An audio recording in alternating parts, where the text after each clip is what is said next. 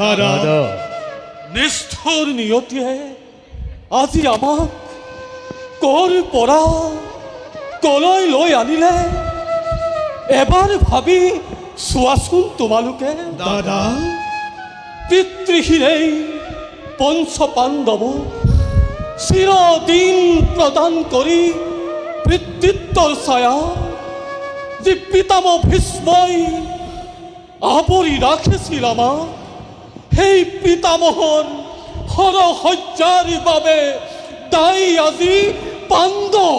দাদা আজি আজি কৌৰৱ পৰাজিত নহয় ভাইহঁত, দাদা পৰাজিত আমি পাণ্ডু পুত্ৰগণ। দাদা দাদা যিজনৰ আঙুলিত ধৰি শিকিছিলোঁ জীৱনৰ আদি পাঠ, যাৰ অপত্য স্নেহত হৈছিলোঁ লালিত পালিত, সেইজনা পিতামহক আজি মই কি দিলোঁ উপহাৰ? দাদা হৰহত্যা।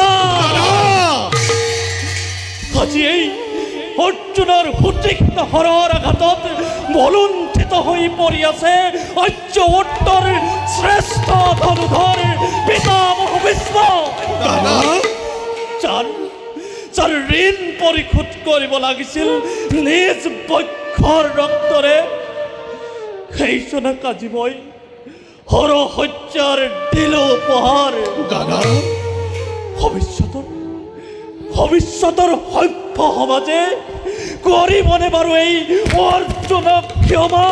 দাদা আজি কুৰুক্ষেত্ৰত কলংকৰ ইতিহাস মই কৈলো অৰ্জুনে।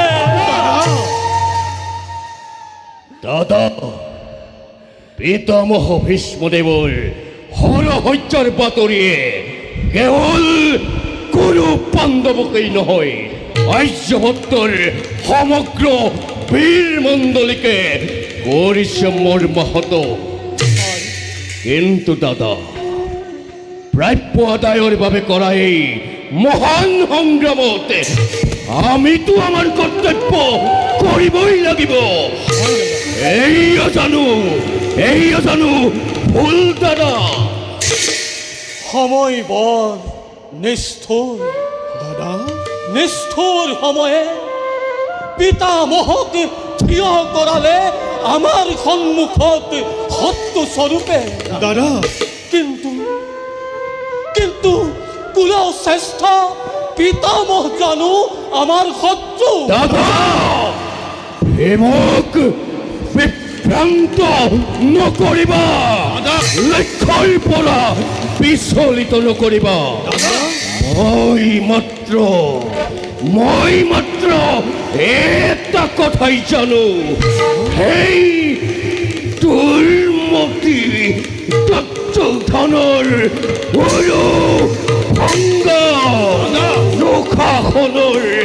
দুঃশাসনৰ ৰক্ত পান তাৰ ব্যতিৰেকে